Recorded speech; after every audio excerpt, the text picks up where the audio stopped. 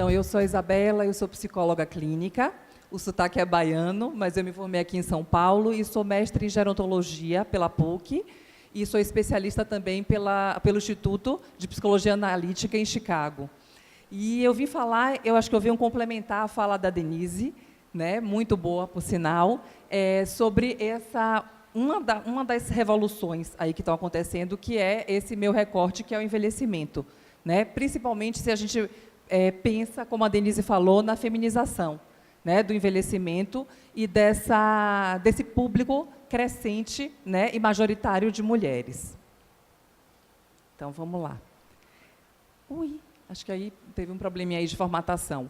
Mas a minha fala, quando eu comecei a pensar nessa conversa com vocês, foi pensar em alguns temas mais inspiracionais. Eu sei que vocês vão estar aqui nessa maratona, né, pensando em soluções tecnológicas para a saúde da mulher, e isso é um prazer grande, principalmente se a gente incluir essa questão do envelhecimento. Eu me considero uma militante da área, né? Acho que a gente ainda precisa de muito diálogo e muita discussão em cima desse tema. Então, pensando um pouco na vida contemporânea, quer dizer, a industrialização e o desenvolvimento da ciência, né? Como que isso vem sendo feito? Quer dizer, a experiência transformada em experimento, né? Tudo muito calculado, o ser humano ele acreditando ser controlador do seu destino. Cada vez mais na própria clínica, né, no meu consultório, eu vejo pessoas que têm uma necessidade grande, que me falam assim: Isabela, eu queria um anti-angustiante de efeito imediato. Né? Quer dizer, as pessoas não suportam mais entrar em contato com o sofrimento. Né? Acham que a crise é que não faz parte da vida da gente, quando, na verdade, é o que a gente precisa para se movimentar e para buscar outros horizontes. O tempo linear e cronológico, né? Acho que, se eu perguntar aqui para vocês, todos nós somos controlados, cada vez mais pela agenda, pelos horários. Né? As pessoas também me falam muito de uma situação assim: poxa, eu vou dormir e minha cabeça não para de pensar. Né? Uma coisa incessante, um ritmo que está muito além do que, às vezes, o nosso próprio ritmo interno e que causa aí um adoecimento, enfim, um comprometimento com a nossa própria vida e nosso dia a dia. Então, como eu estava falando para vocês, as adversidades, elas são consideradas como não pertencentes à dinâmica da vida, né? É como se não fizesse parte. Então, eu quero uma felicidade, eu quero uma tranquilidade linear, perene. Isso não existe. A gente transforma na crise. Né? A gente precisa desses momentos de desconforto. Se eu estiver sentada aqui numa cadeira super confortável, eu não vou querer me movimentar, né? E não vou repensar aí que outras posições que podem me beneficiar. E eu acho que é pensar nisso também com relação ao envelhecimento. E a gente vai falar um pouquinho mais para frente sobre isso. Então, a separação do corpo e da mente, né? Já que a gente está falando de saúde, então o corpo ele não é apenas biológico, ele tem afetos, sentimentos, né? Tem um monte de coisa envolvida aí, com relação a essa questão da cabeça, né, e do corpo. Então, a questão do adoecimento e da saúde. Então, e a morte foi transformada em interdito. Cada vez mais está longe. A gente, não sei se quem tem mais idade aqui e quem é do interior, talvez lembre dessa questão dos velórios serem na própria casa das pessoas, né, das crianças ao redor. Né? Então, da gente estar passando por uma situação, está próxima à questão da morte. Né? E hoje em dia, não. Hoje em dia, a gente chama de morte...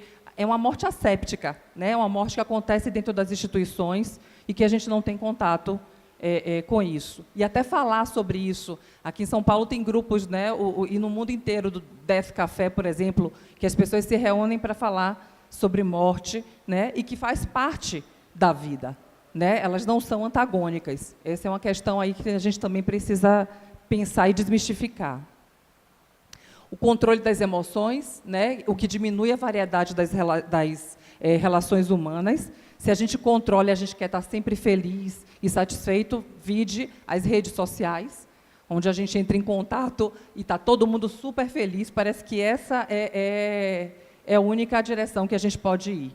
Né? Quando, na verdade, não é. Quando, na verdade, a gente tem aí uma gama enorme de emoções e de sentimentos, enfim, que constituem o nosso ser e a nossa história de vida. Valorização da produtividade humana, né? Mais ainda do que o próprio sentido da vida, cada vez mais também no consultório, e na minha empresa de consultoria, eu trabalho direta e indiretamente com a questão do envelhecimento, mas eu sinto que muitos jovens, né, excelentes talentos, se questionando, pedindo demissão, né, não se identificando mais com o que o mundo corporativo oferece. Porque é um mundo que busca essa produtividade a qualquer custo, e as pessoas falam, eu quero sentido para a minha vida. Né, eu quero algo que eu faça e que eu acredite, e que eu possa até doar meu tempo, mais até do que eu esperava, mas que me alimente, né, para a minha vida e para o sentido dela. O reforço do modelo de ser humano saudável, jovem, belo, que leva também a gente a pensar essa questão do envelhecimento nessa vida contemporânea. Né? Quer dizer, o idoso que perde, é o idoso que está no não lugar, né? Que perde se a gente pensa que o jovem é quem dita, é que tem aí todo o conhecimento tecnológico. Né? Então, a gente precisa pensar que a gente está envelhecendo e que isso faz parte das gerações passadas. Esse idoso hoje, esse envelhecente, ele está muito mais consciente, né, dessas ferramentas, desses instrumentos, e eu, gente, particularmente, acho que a questão intergeracional é a grande potência para a gente, né, para essa questão do envelhecimento. A gente precisa dessa troca. Né? O jovem ele vem com todo o conhecimento dele de inovação, de novidade, enfim, de novas tecnologias, né, e tem uma pessoa mais experiente que tem uma bagagem, que tem o vivido. Né? E isso o jovem não tem. Então, essa troca, na minha opinião, é a grande potência aí para a gente pensar em qualquer inovação.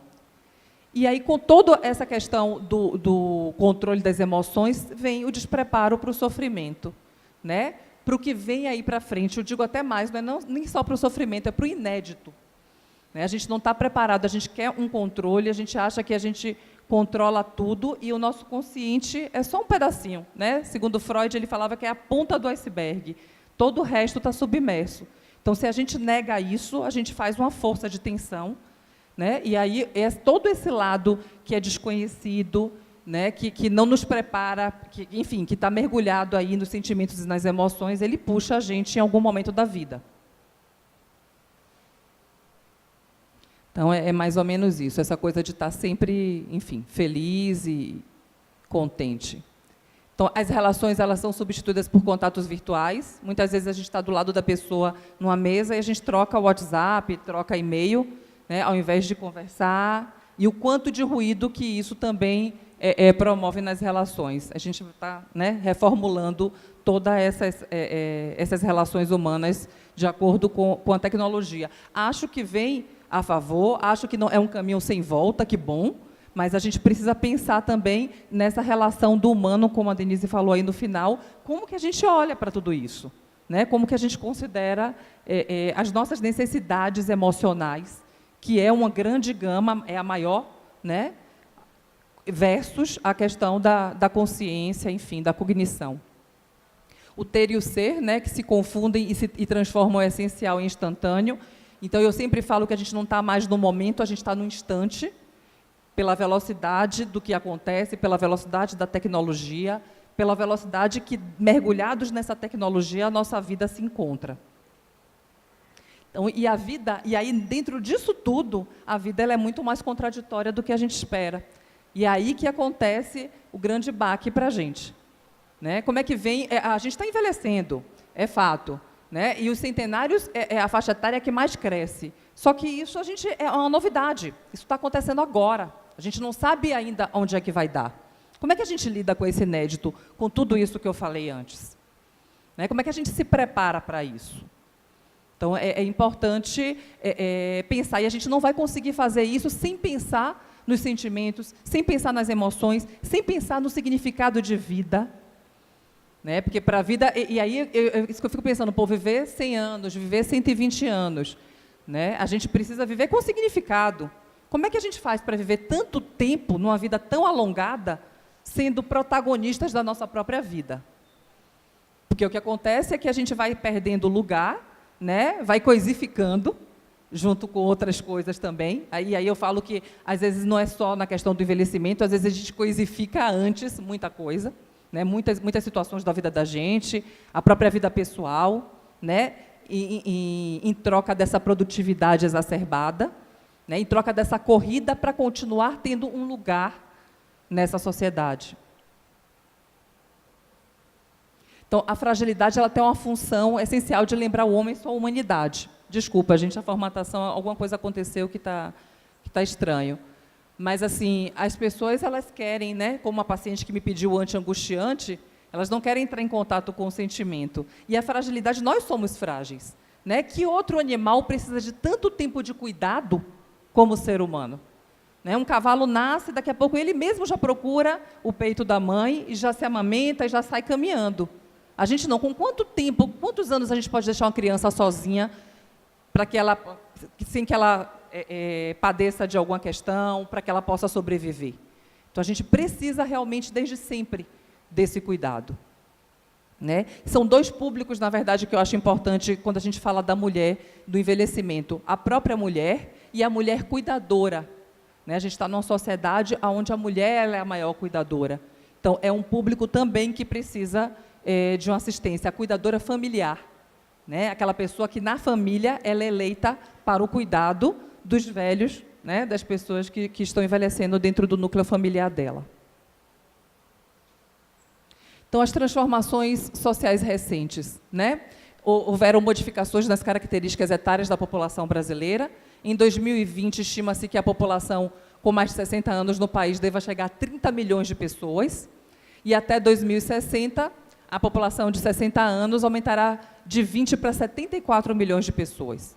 Né? É um público muito grande. Se a gente pensar também no país capitalista que a gente vive e na questão do consumo, todas as vezes que tem essa revolução e que há essa modificação, né, onde o idoso se torna a maioria, é ele que vai começar a ditar, né, regras de consumo, de comportamento. Isso aconteceu com os jovens. Né? O país do futuro, o Brasil é um país jovem, né? E aí o jovem teve uma proeminência muito grande. Agora, com essa revolução, a gente vai viver novamente uma mudança aí de comportamento e de orientação para consumo e para tendências também. É importante se pensar nisso. Então, e as modificações na família brasileira?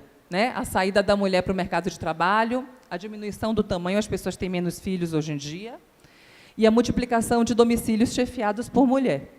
Então, essa é uma mudança de impacto muito grande se a gente pensar nesse público que eu estou falando também, que é do cuidador. Quer dizer, as pessoas estão envelhecendo e a mulher como cuidadora. Como é que a mulher concilia, né, tudo isso, todos esses papéis, né, de maternidade, de profissional e de cuidadora dos seus idosos? É mais uma questão, essa mulher ela está sobrecarregada. Uma nova forma de convívio é a intimidade à distância. A gente, às vezes, consegue ver alguém da família, dependendo do núcleo familiar, uma vez por semana, no almoço de domingo, mas a gente não consegue mais ver no final da tarde. Né? Às vezes tem um irmão ou um parente ou os pais que vivem na mesma cidade, a gente consegue, no mínimo, uma vez por semana. Né? Só para quem mora muito perto. Então, a gente fala mais por telefone, às vezes nem por telefone está virando uma coisa obsoleta. Né? Está falando mais por mensagem, enfim, e pelas redes sociais. Então, a sociedade que a gente criou, ela está privando o indivíduo, né, no processo de envelhecimento de tudo, da autoconfiança, do posto de trabalho e da biografia. Se a gente pensa no posto de trabalho, essa idade, que é com 40 anos, a gente já está obsoleto aí, isso vai precisar mudar. Justamente porque esse público está aumentando, né, e justamente porque esse público tem uma bagagem preciosa, quando a gente pensa não só no conhecimento adquirido, mas na questão da maturidade, né, na estabilidade das emoções. Eu sempre falo que se a gente para olhar, às vezes, os problemas e até conhecimentos que a gente tem recém-adquiridos, se a gente olha muito próximo, a gente não enxerga, a gente precisa afastar. Né? Então, o idoso, a pessoa mais madura, ela tem essa condição por ela já ter vivido, experimentado isso várias vezes. Então, essa é uma questão aí de complemento que é necessário também. A visão cartesiana, né, da ciência, que força visões parciais e estanques.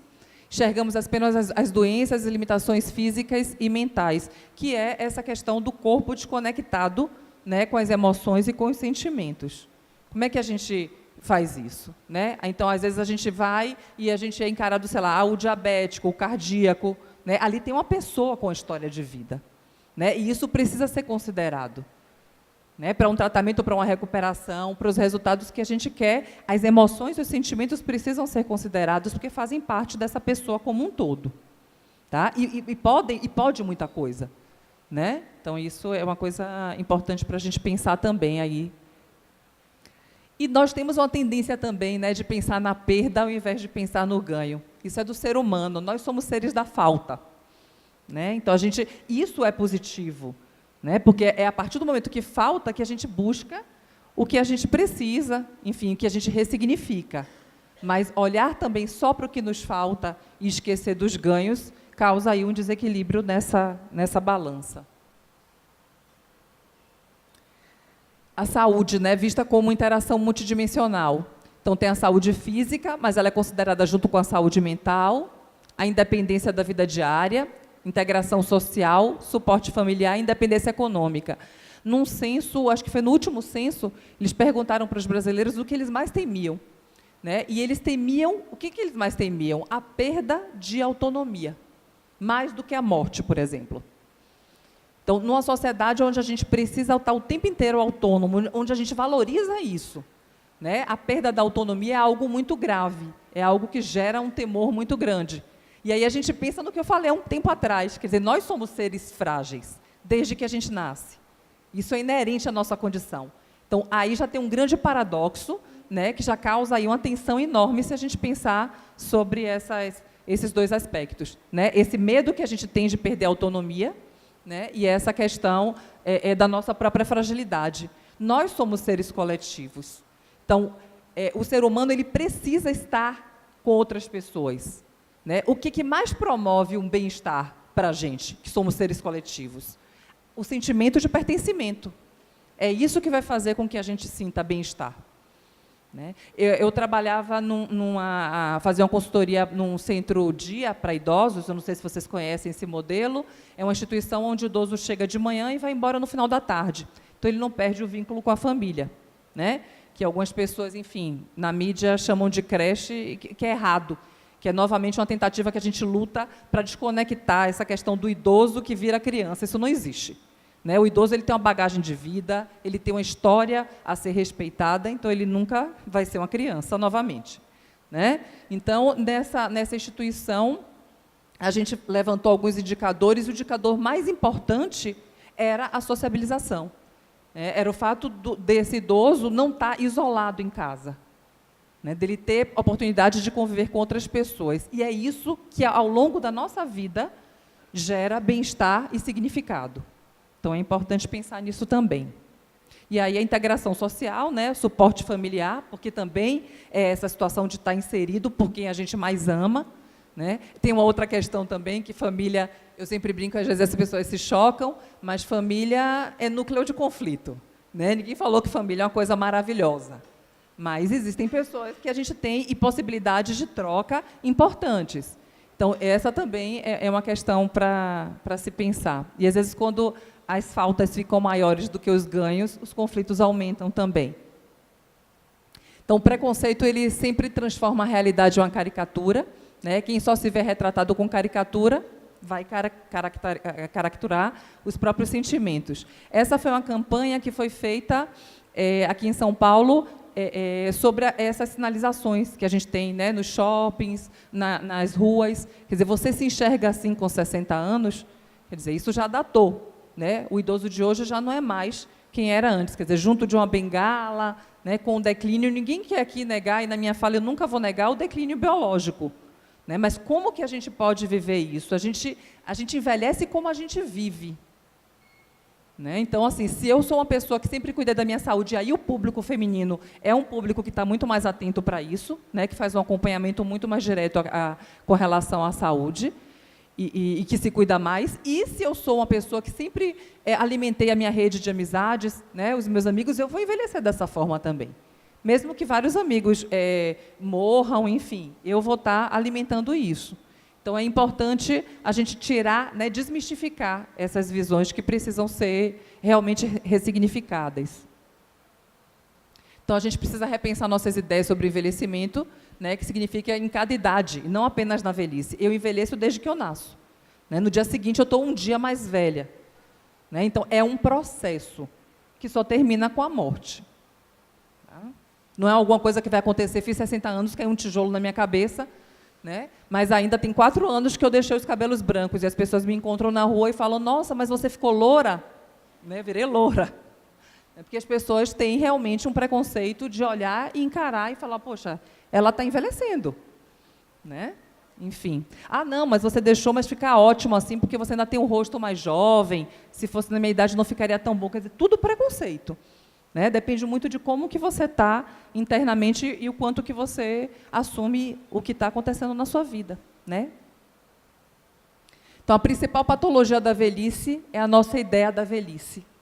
E por isso que eu me considero uma militante, né, dessa questão da gente estar sempre falando sobre as novas possibilidades, sobre a potência. Né? A minha tese de mestrado foi sobre uma história de vida de uma pessoa que ela é advogada e ela começou a ter que é a esclerose lateral amiotrófica, com 57 anos de idade.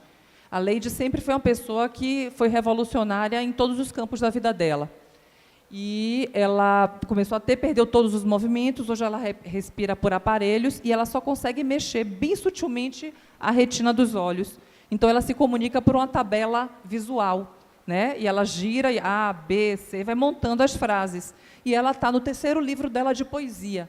Nessa condição, ela escreve poesia.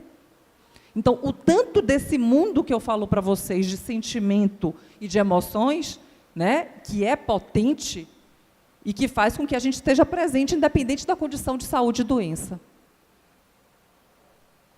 Aí vamos falar um pouquinho, pensando nas mulheres, nos ritos de passagem. Nossa sociedade ela perdeu essas marcações. Né? Antigamente, talvez o público aqui é mais jovem, mas vocês podem ter ouvido falar sobre a questão, sei lá, antes, a calça curta. Né? Os homens não podiam usar calça comprida antes dos 15 anos. Porque significava que eles estavam virando adultos. As meninas sapato alto, hoje em dia as crianças já usam, infelizmente. Né? Mas tinha uma marcação para isso. E a gente perdeu muitas dessas marcações que faziam com que a vida fosse tendo significado a partir da etapa de vida que a gente fosse galgando. A mulher, e aí eu queria falar um pouquinho justamente desse universo feminino, ela tem a menopausa, que é uma marcação biológica.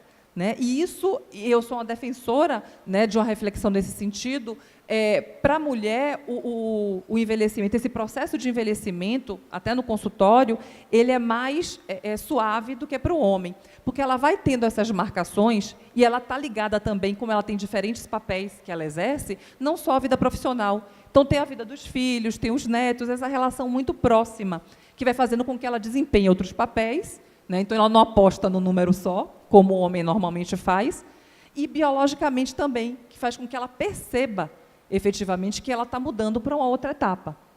Né? A Selma Ciornay é uma pesquisadora da USP, ela tem um livro que se chama Da Contracultura à Menopausa, né? Onde ela mostra que mulheres... Será que essas mulheres que viveram lá a contracultura, nos anos 60, 70, elas vão fazer uma nova revolução na menopausa? Né? Que perfil é esse de mulheres que está envelhecendo? Né? E aí ela, num grupo de discussão de mulheres, mostrando isso. Como que é esse envelhecimento?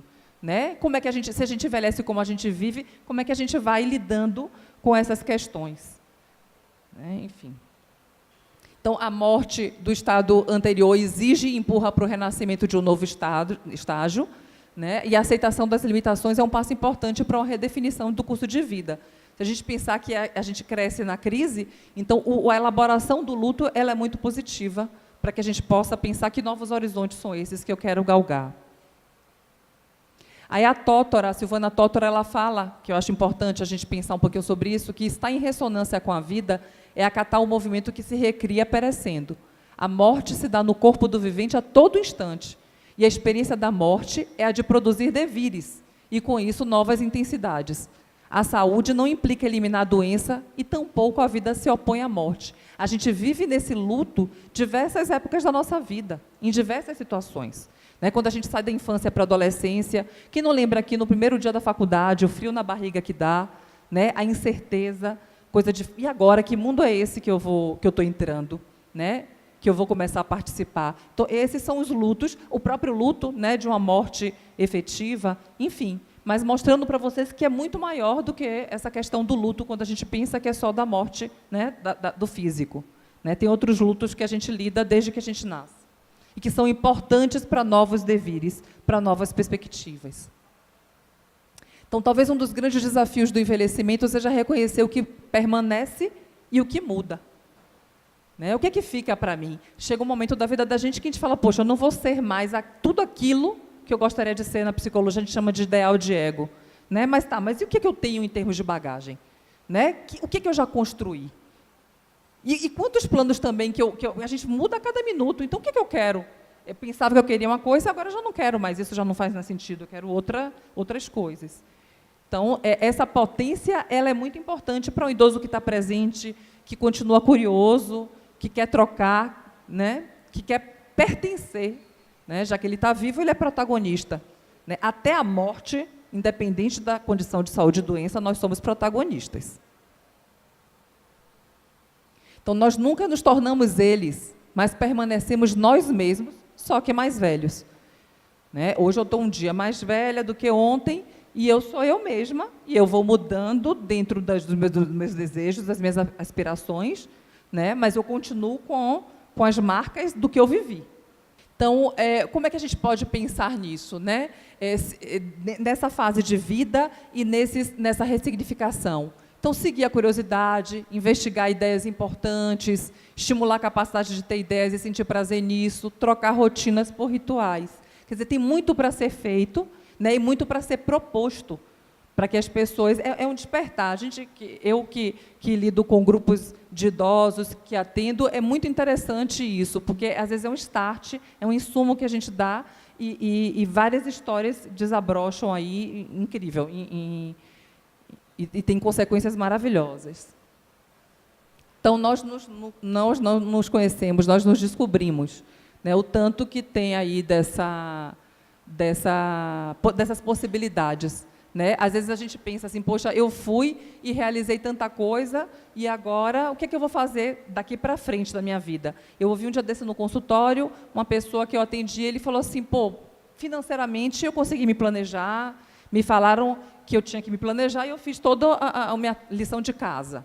Né? Só que agora eu estou com 60, ele estava com 70 anos, e ninguém me falou que eu precisava ter projeto de vida.